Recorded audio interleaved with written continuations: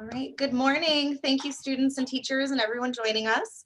Welcome to our 8th edition of Career Ed Talks. And today we are covering the career field of finance. And we have 3 wonderful speakers here. We will introduce them in just a minute. First, I just kind of want to go over, I'm going to share my screen and just remind you guys of our Career Ed Talks.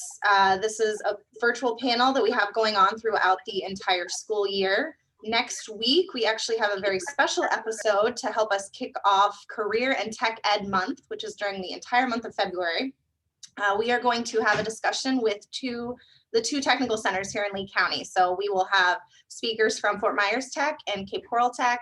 They're going to share a little bit about what's on each of those campuses and the different programs that they have and ways that you can prepare yourself to transition into those tech centers from high school. So that is a very special edition next Wednesday morning at 9 o'clock, same time, same Zoom link. And we will record that one as well. And you can always check that out later on our YouTube channel. So today we are focused on the field of finance. And you can see in middle school, these are some of the courses that you might be taking to get you ready for that. And in the secondary programs or high school programs, here are some of the courses you might be taking. Here are some certificates that you can attain in this field. And again, some certificates that you don't need a college degree, but if you choose to go the college university route, you can do that, 2-year, 4-year degree. And these are some of your programs that you can pursue. The Finance Career Cluster prepares students for careers in finance and investment planning, banking, insurance, financial management. You can see here across the state of Florida, there are almost 16,000 enrollments in high school programs and over 1,000 in middle school programs. So those top programs are listed down here. And you can see certifications that you can earn in a finance course, things that would help you go towards that are the Moss Bundle, QuickBooks, Photoshop, InDesign, and Illustrator. I'm going to stop sharing. It seems like it did not show that. So let me show you these very quickly. Thank you, Stella, for letting us know. So here are your enrollments in high school programs, top programs, and the certifications that you can attain that will help you in this field. Now we see what you were talking. Right? I didn't want to speak up. I wasn't sure. Nah, Stella sent me a chat, so thank you for that. She's got my back. All right, well, today we are joined by Kelly Talamo, who is the Director of Finance with Seven Lakes. We have Marcus Egan, who is a financial advisor with AIG, and Bryan Fiore, who is a financial advisor with Annex Wealth. So we will go ahead and get started. I know I just introduced you, but let's kind of take a second and we'll go through each of you and just kind of share your journey to get to where you are. How did you get interested in finance? Was it your top choice? Because sometimes that's kind of a cool story to hear is how your path maybe has shifted in the past. Where did you get your certification or degrees from? Just kind of a little bit about your background. So let's go ahead and ladies first, we'll start with Kelly. All right, thank you. Well, actually mine is kind of funny. I did not start in the finance area. I started out of high school and went to a career group. They had a bunch of different vendors there to entice the kids to, decide what career path they wanted. And I happened to just apply at a bank job, actually a data center. It wasn't even in a bank. And they called me right out of high school. So I went to work there. While I was working there, I started going to University of South Florida. And originally I wanted to be a psychologist. So I started out in that and got my first 2 years in psychology and started for my 4-year and decided that was not what I wanted to do. I liked the finance and the numbers portion of working at the bank better. So I turned around and reapplied in accounting and then I went through with that. So it took me a little longer. Accounting to sit for your CPA exam is 5 years. So it took me a little bit longer than that because I had to go back and get all those prerequisites. But I stayed in banking until right before I graduated. And then I started working for a local CPA firm here in Fort Myers, Myers, Bretholtz and Company, and worked there for 20 years and learned all aspects of public accounting, and then decided that I wanted to go private. So one of the niches that that particular accounting firm was all about was condominium and homeowner association, timeshare, accounting and finance. And so that's where I landed at Seven Lakes. So here I am. Awesome, thank you. It's important for students to hear that it's okay to shift what you originally planned. And I think it probably happens to most of us. We have something in mind, and I think students, you'll find that it's much more likely that you will end up changing your mind than sticking with it. So it's okay to try something, and that's how you learn whether you like it or not, and then you find something else that you might like better. Let's go ahead and Marcus. Yeah, so I started kind of similar to Kelly, where it was the more so the medical focus. I thought I wanted to go be into medicine and be a doctor because I was raised in finance, so I basically thought it, even though it made sense to me. About a year and a half into that, I realized I really didn't want to be in school as long as the medical side took. I understood the content, I just didn't really want to put in that kind of work base. I enjoyed physically working. So prior to actually starting finance, I was working on a farm for about a year and a half. So it was a very different career field path change. And then I started by getting an internship in college. I went to USF as well. So I kind of just fell into it. So I fell into that internship. I ended up staying with that firm for about 8 years prior to switching over to my current firm. And I mean, I love it. I love the finance path. Awesome, thank you. Brian. So I have 2 questions already. So I'll introduce myself here in a second. But so Kelly, timeshare finance. I didn't know someone actually specialized in that. You've probably seen a lot of interesting things in that over the years, right?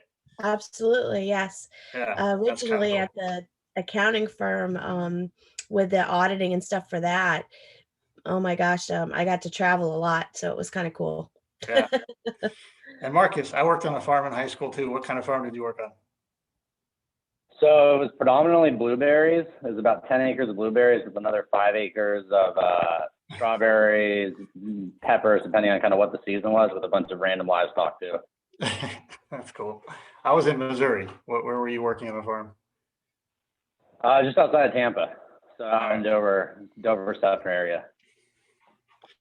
All right. So yeah, I agree. Your path is probably not going to be linear in one direction, one line. So I got to move around a lot in growing up. My father was in the Army, so I was a military brat, as they say. Went to high school near Kansas City. What came easy to me, and I guess easier than others, is the math science part of things. So when I went to college in Florida, I went to college at Florida State. I'm Seminole. I got a degree in physics, which is all the how do things work in math and science of things. But while working, or while like summer jobs and things like that, one of my summer jobs was working for someone in the, if you guys don't know what this means, it's okay, but traded options, and working for Merrill Lynch as the lead option trader in Chicago. So that's a financial instrument in financial markets. So I got to learn a lot about that, and that piqued my interest about how business works, about how people think about money and how money moves and how economies work and that sort of stuff. So I got into the financial services after that. And that's the gist of it. We could talk a lot more, about specific things, but that's how I got into it. Awesome. I didn't realize you studied physics. That's really cool. Yeah. So like Marcus said, didn't want to do extra years of work. The people, I was relatively smart, but my grades weren't anything compared to the folks that were going to go on with PhDs and make careers out of physics and research. I wasn't going to compete or spend more years with those guys. So I moved on to something else.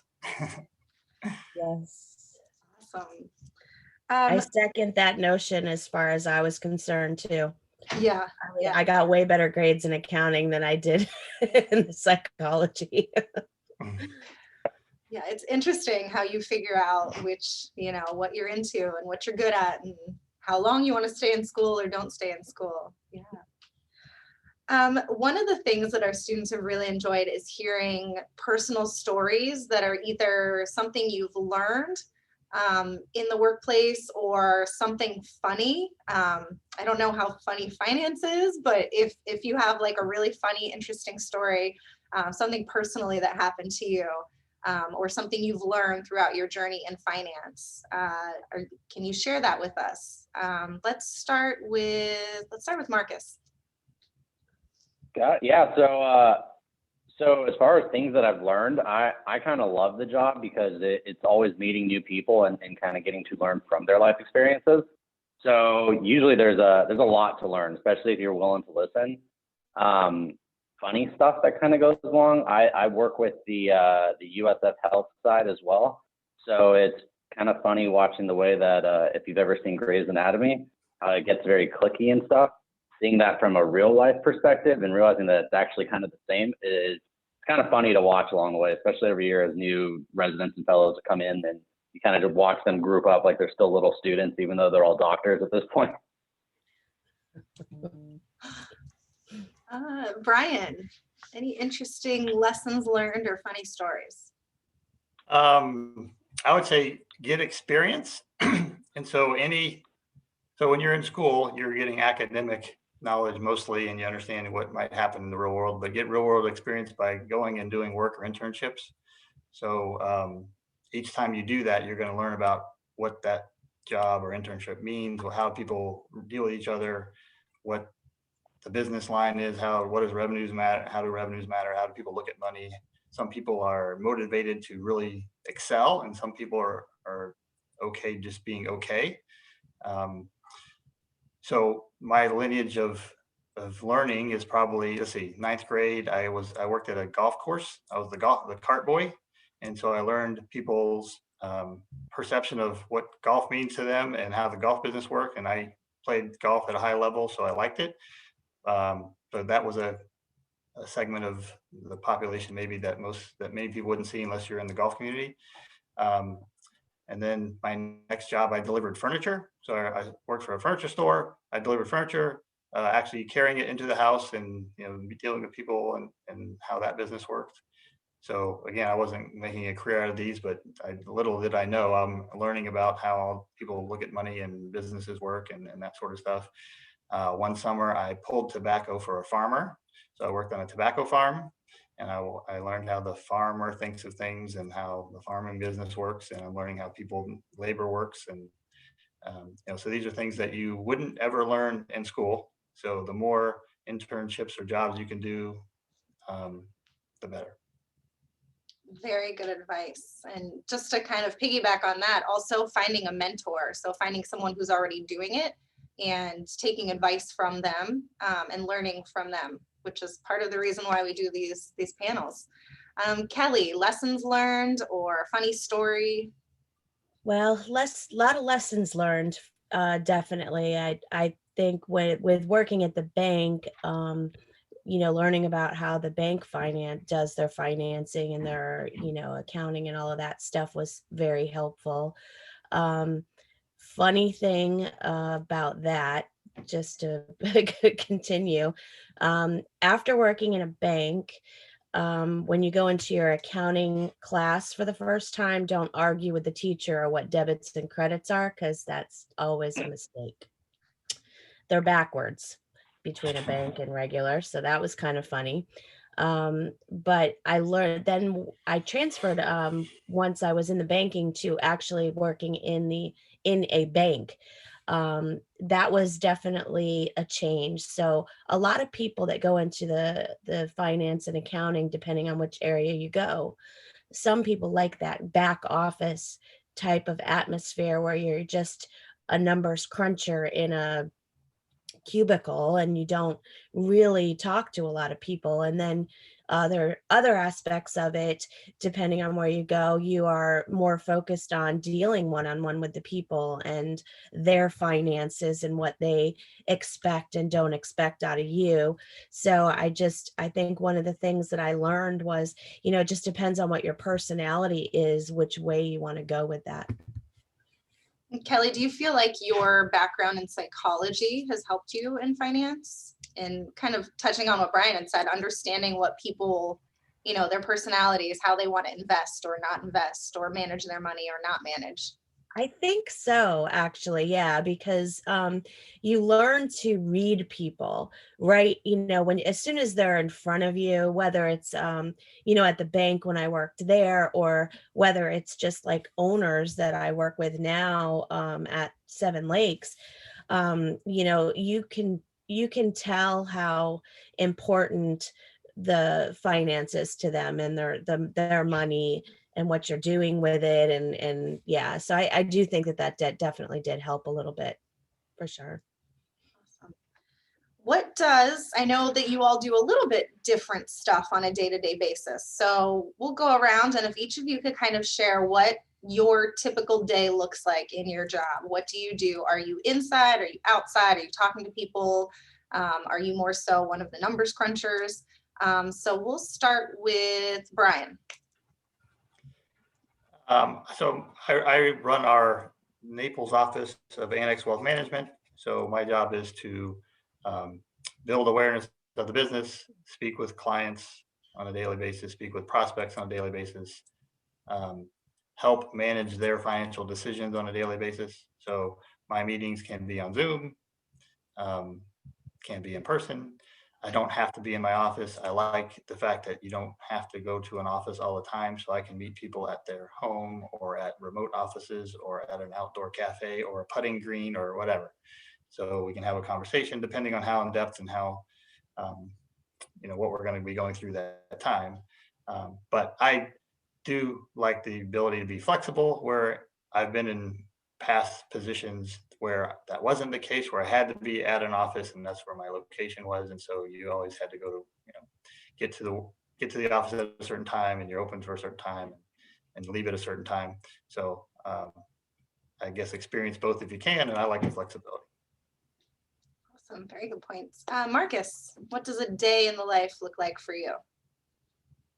Yeah, so similar to Bryan, how there's we really don't have an office to be in. At this point, we're really only allowed to be in our home still because of the whole awesome remote work environment that we're in. But prior to this, usually it would switch. So there'd be some days where I might be doing very administrative type work, where I'm really just kind of either swinging by our office so that way I could drop off paperwork to our assistants, or really just working from home. And then there's other days where I might be out at TGH most of the day meeting with clients and doing reviews, or up at USF main campus and meeting with a lot of the professors out there. And then some days it's kind of a mixture of morning of administrative type work. I might have a number of client reviews or prospective client reviews that we're meeting with. And then the evening may be some sort of charity or community involvement event that we're just trying to participate in and kind of give back to the community. It really just depends on the day. Awesome. And Kelly? In the job I'm in right now, I wear a lot of different hats, and I think that's one of the things I like most about it, is because every day is definitely different from the next. But right now, what I'm doing, I oversee the whole finance department. So part of my job is administering that. So it's, making sure that our financial statements are done on time, and, that everything's running properly with the processes and procedures and things. The other side of my job is number crunching. I just got off a 2-week period of, a lot of hours. So just to be clear on that, about 70 hours a week, the last couple of weeks, crunching budget numbers for the entire community, which consists of 29 condos and 1 association. So that was, and then having meetings with all of the various board representatives for each of those condos and helping them to determine what their budget is for the next year and what they're going to charge their owners. And then also on the other side of that, I also take care of all of the finances for the association as far as where we're invested, what we're invested in, and the terms of that, because for an association at any given time, we have to have liquid funds. So we can't have things that are tied up in long-term, CDs and we just have to be very fiscally responsible when it comes to their money. It can't be in anything that's, we could possibly lose or anything like that. So any given day, there's just a lot of stuff. I deal with the members of the organization plus the board and then the GM, and we just all work together, but different every day. Thank you. Thank you all for sharing about your day. Kelly touched on a really good point, hours. So overall, what does a year look like? How many hours a week are you working? What do you think is kind of the base pay for starting out in this career, and what is kind of the top pay? So what do your hours and an average of your pay look like? Let's start with Bryan. So in my company, you have people that do specific roles. And so the variety, I'll just talk on the variety maybe a little bit. So we have people that are really good at taxes and handle tax questions and planning and things like that. So they do a lot more of the analytical stuff. Then we have people that are more client facing that speak to clients. And so your job is to be available and participate in conversations with clients throughout the day. So then we have people that look at the investment side world, and they're studying investment world. So they're the analytics on the investment world. Then we have an HR department who's running the human resources, right? So as a company, you have all these different departments and paths. There's a standard, generally thought maybe 8 to 5-ish time frame to work, but depending on your role, you may be doing things before that, middle of that, after that, just depending what's going on in the day. So I guess the standard work week would be about 40 hours, but if you want to excel, you're trying to make that most efficient as possible. So if you can excel in what you're doing in business in 35 hours, that's okay. Or if it takes 45, that's okay. Depending on, what your role is and that sort of stuff. A lot of it is team oriented, where we have to schedule meetings so everybody can be on the same page. So you just have to be available whenever that is. And, it's just a variety of scheduling. So again, flexibility, but there's a variety of things you can do in our business. And then, generally I would say 40 hours is probably the guesstimate, but again, it's going to vary depending on the week and what's going on. Thank you. Kelly. Depending on which way you go, originally when I was working in the accounting firm, we were more season oriented. So as Bryan touched on taxes and things like that, of course, for businesses and for owners or people like us, there's varying seasons for the taxes on that. Also deadlines. So when you're working in a public accounting firm, the deadlines are what really drive how many hours you work, and then how fast and accurate you are also drives that. So, it really does it. And some people can get it done faster, more accurately than some other person may take longer and to be as accurate. So I think it's really it all depends on which area. And like Bryan said too, there's so many different paths to go in, whether you go into the HR side of it, the front facing client, the number cruncher in the back, it all varies. And I just found that in both of my jobs, it's more seasonal. So I may work more hours now, but in the summertime, I don't work as many. So again, I'm going to say 40 hours is pretty much a minimum in both aspects, public and private. And then a maximum is honestly just how long it takes you to get your deadline met. Could be 70, could be 50. Thank you. Marcus. Yeah, so to kind of carry on with what Brian said, even at our company, we have different roles as well. So there's the support roles that are the individuals who usually kind of help with a lot of the administrative work and the client kind of intake of calls and everything. And those are very standard kind of 40-hour weeks with baseline salary incomes. In my model, there's no required schedule or given salary.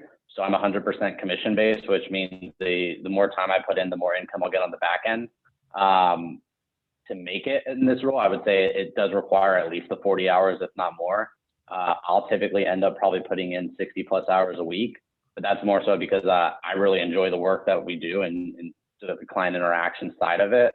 And when I get to the weekends, I want to check out. I've been at a firm where, I try to work through the weekends and kind of integrate stuff. And I've just learned that I'd rather put in more hours during the condensation of the Monday through Friday. So that way Friday comes, I can completely kind of disconnect from it and get back into it Monday morning. It's very easy to let the work and the personal life balance kind of blend accidentally sometimes. It's a very, very good point, is being able to find that work-life balance. And I don't know that that's something that's come up in the panel before, but Brian or Kelly, do either of you want to kind of touch on that?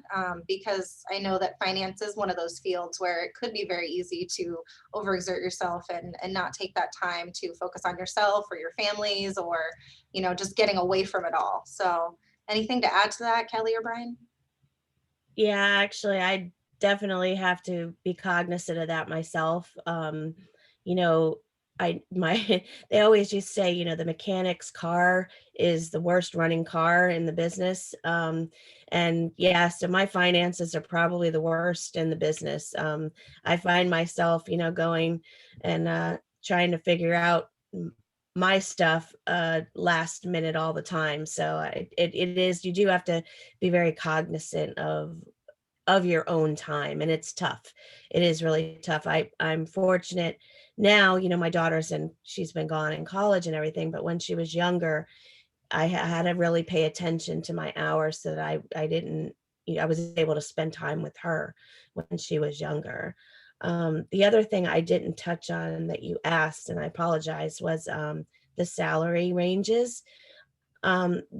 With any finance position, I think, unless you're in like the area where Brian and Marcus are, which is probably more commission based, there's always an entry level, and then middle row and senior levels, and then management.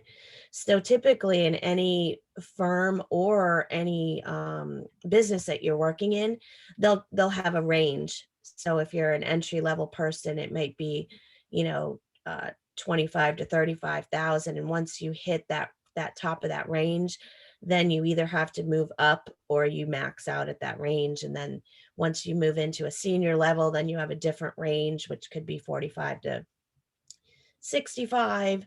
And then management is kind of that, really, as far as I have seen. My husband and I are both in finance. So the job that you're in, or the private sector that you're in, really the top of your salary is going to depend on the business that you're working for and how large they are and what they can actually afford, to be honest. Yeah, thank you. Thank you for that. Brian, did you have anything you wanted to add about work-life balance, salary? Yeah, so in my company, again, the various positions, different things, but depending on experience and expertise and how much value you can bring, it's a competitive world. So the more the owner of the business thinks you can help them compete and bring in revenue and grow the business, the more compensation you might get. Yeah, so starting at entry level, maybe 40 or 50,000 at our firm, depending on what you're doing, and then above that. In my company's role, we're called a registered investment advisor. So we're what's called fiduciary, always fiduciary, only fiduciary, where it's not the same thing as maybe what's sales or commissions. So our compensation is not based on transaction. Each sale of something is based on the revenues of the firm and things like that. So the maximum could be a couple 100,000 or more, depending on what you're doing generally. And the work-life balance thing, yeah, the more somewhere along the way, you got to learn how to plan your day, plan your week. If you just let the wind and work day work you, then it's going to feel like you have no work-life balance. So I definitely learned along the way. Each week, Friday, I'm planning the next week. What do I need to do? What are my appointments? Who do I want to talk to? Who do I want to coach? Who am I going to talk to within my organization? What kind of research do I have to do? All that stuff. And then at the end of every day, what did I accomplish today? Is there something I didn't do and I need to do it, the next day? If you don't do that, then those 60-hour weeks can catch up to you when you didn't need to do that. So work smarter and more efficient, not work harder, is what we try to do as far as planning goes. Planning your day. And I can tell you that, looking at you on the Zoom call, but you're not going to. You as a student up and coming, you may not learn this until you come across it yourself and see yourself doing extra work, extra hard, and you didn't plan your day, and you'll learn it that way maybe. Sometimes the best lessons are learned the hard way. Yeah. What types of personality traits do you feel would be a strength in this field? Marcus. So I think it depends on kind of where you go in the field. On the financial advisor side, it's definitely someone that enjoys people. If you don't enjoy kind of interacting with people and you're more of a kind of a recluse that doesn't really like to get out there, the financial advisor side is going to be hard because it is a lot of new interactions, client interactions, a lot of just people. Having that number side and that kind of mentality of around the business side does help. I don't think it's necessary. I've seen a lot of people come into the financial career as a career changer from other occupations, whether that's public health or being a teacher that kind of went into something. I think that the finance can always be taught, but that kind of that self-drive and that the desire to interact with people is really probably the key side for at least in my path in finance. That's helpful. Awesome. Thank you. Kelly. I agree with Marcus. The self-drive and the motivation is definitely very important because a lot of your interactions and just what you do on a day-to-day basis is set by you. So if you're not motivated and a self-starter, I think that it would be difficult. And one of the other things is just accuracy, honestly.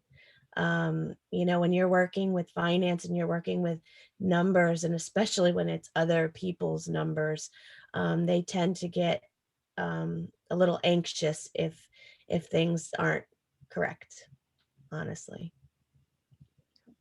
Bryan, anything to add? Yeah, so there's a book called Grit. Look up the book called Grit. I forget the lady who wrote it. So anybody that wants to read a book that doesn't take very long, just talks about persistence. And if you want to be excellent, how you always are trying to improve, never stop learning, strive and to be excellent. If you're one of those people that are okay, just being okay or average, then you aren't gonna, probably excel in whatever it is, whatever career path you take. You might just be average. So if that sounds okay, fine. If not, do whatever it takes to not be average, be excellent. And I would say I recommend reading the book Grit if you have time. Awesome. Very good advice for any career field, finance and anything. How competitive do you think this career field is? Is it super competitive? Does it depend on kind of which zone you go into? What do you think, Kelly? I think you hit it right on the nose. I think it depends on which area you're going to go into, how competitive it is. I do know that when we're looking for someone to fill any particular role, right now, we're getting, lots of applications. Unfortunately, a lot of those applications really aren't qualified for the job. So I think I've ever since everyone I've talked to is struggling with finding candidates to fill positions that have some of the background or training or schooling that's needed to do the work. And kind of going along those lines, Marcus or Bryan, do either of you want to kind of chime in and explain what the best what certifications, are there any specific industry certifications that students now in high school could be working towards, whether it's finishing it in high school or moving towards that in post-secondary? What are kind of the top things that students should be working towards with certifications? Go ahead, Marcus. Yeah, so, okay, cool. So I was gonna say, so on the finance side, I feel like in probably the high school realm, just really doing the internships, especially if they're interested in finance, to kind of see where their interests might line up. Maybe it's more the accounting side, maybe it is more the financial advisor kind of side. Certifications, I myself, so I've got the insurance licenses for the state, I've got the securities licenses with the SEC. I actually graduated on a Saturday and then took my Series 7 on a Monday. So the studying can be done while they're still doing other stuff. So if they're in college or they're doing their 2-year or some sort of other degree, they can always kind of tack it on as an extra course. I did 5 courses and I did my securities licenses in the same semester. So it definitely can be done while also having a newborn at that time. So it's definitely possible to be done. Talk about your work-life balance. Yeah. Yeah, that's kind of one of the reasons I had to very early learn the work-life balance. Since then, I've been focusing on a couple of other designations. So I know the CFP is one that's very prevalent in our field, that they do require a 4-year degree. Most places that will issue it require that part. The career itself doesn't require a 4-year degree. There's a lot that they can do within it, especially within the sales side. But the CFP and APMA is another one that I'm also working on right now. So there's a lot of additional learning outside of just going to more college. It's stuff that can all be done while people are working or kind of tied into the interest of whatever it is they're doing at that time. Very good points. Thank you. Bryan?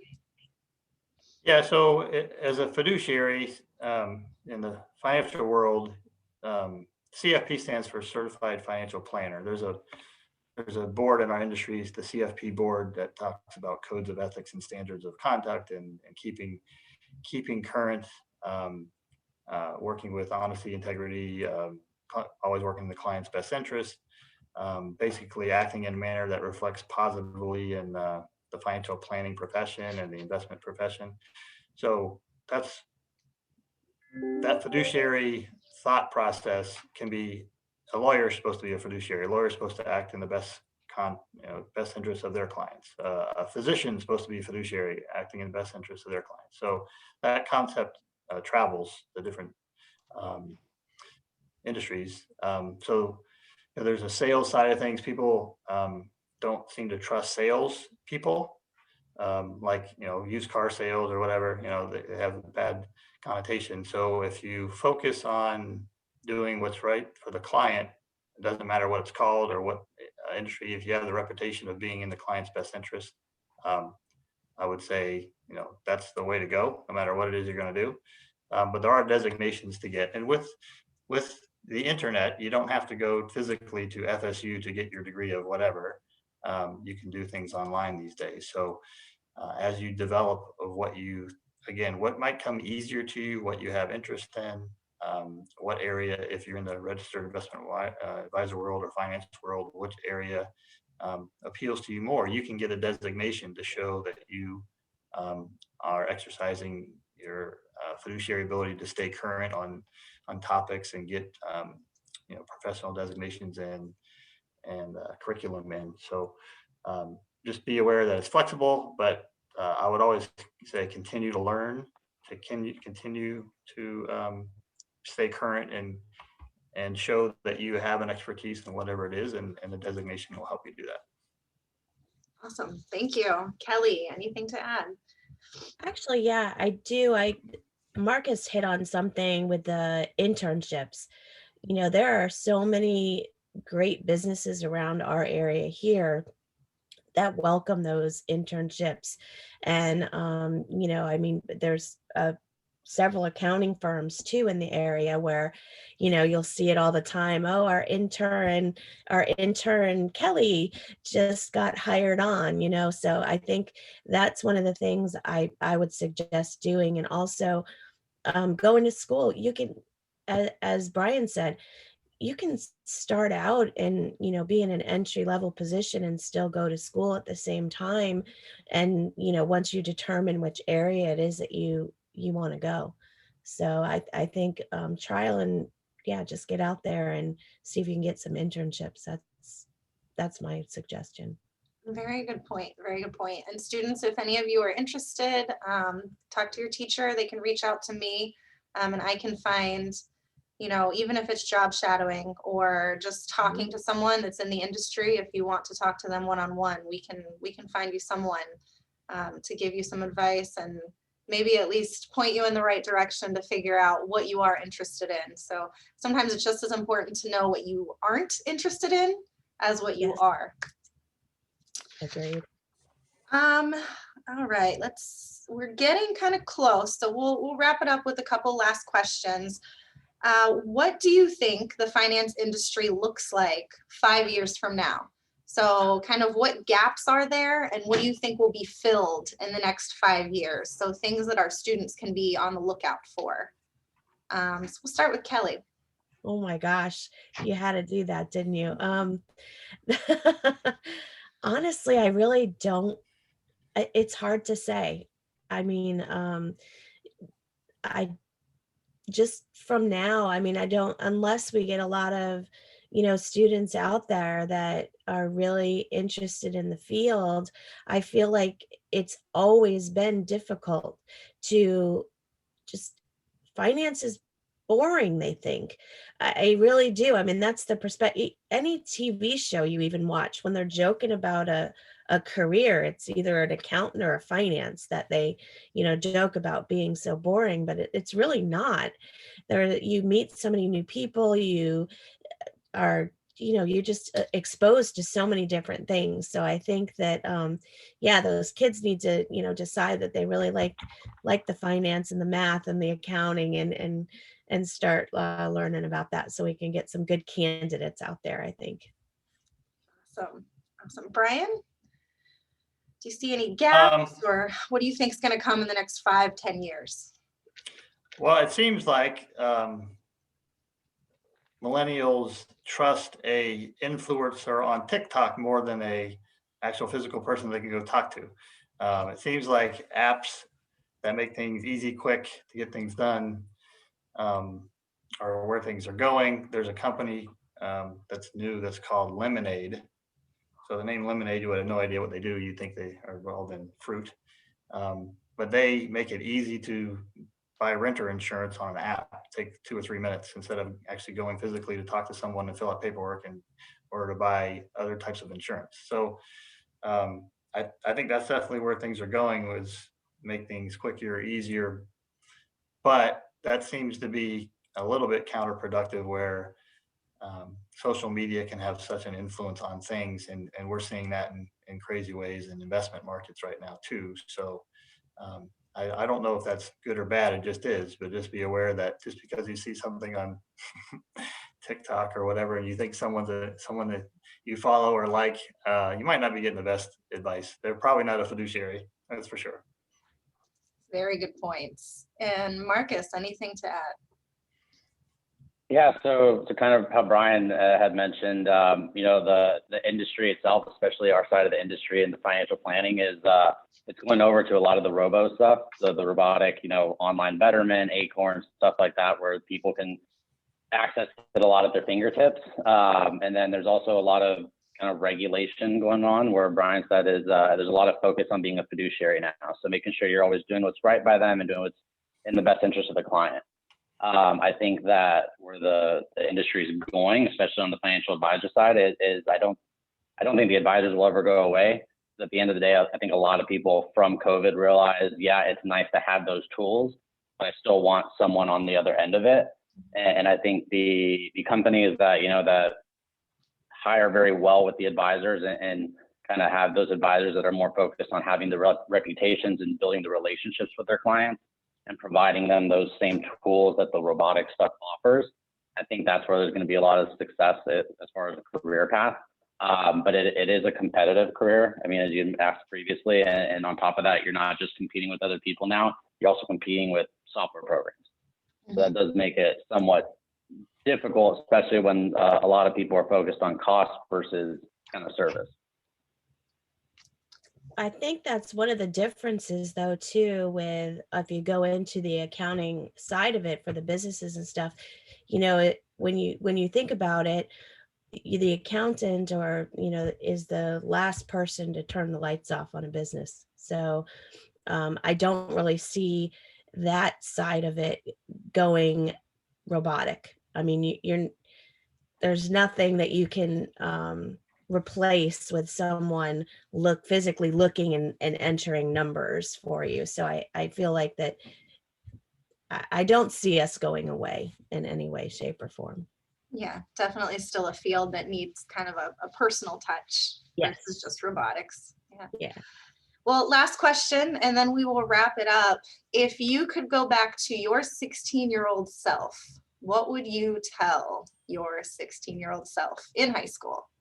Bryan, we'll start with you. I would say be grittier. So I said earlier, read that book, Grit. I know it's something to read and then actually go implement it as something else, but decide if you want to be average or excellent, and make that something that you do every day, every week, every month. Very good advice. Marcus. So 16-year-old self, even though it wasn't all that long ago for me, I'd probably just tell myself, you know, everything happens for a reason and it all works out. So at 16, I wasn't a very social person. I wasn't very athletic. I was actually very overweight. And then the year following that was when I kind of realized that I was very much a self-starter. So life changes. People kind of grow as they grow. I would say probably to the students, don't be afraid of change and don't be afraid of growth. Sometimes it happens in the hardest times, and sometimes it just kind of happens out of choice and desire. Awesome. And Kelly. I agree with everything both of them have said. I would go back and tell myself, you know, just be confident, you know, decide what you want to do and go for it and don't hesitate. I think a lot of times I, you know, hesitated when I was afraid to make that change or to change careers, you know, even from public to private, doing that. Just be confident in yourself. Very good advice from all of you. Thank you all again so very much. Thanks for joining us today. And students, thank you for tuning in. I am going to screen share one more time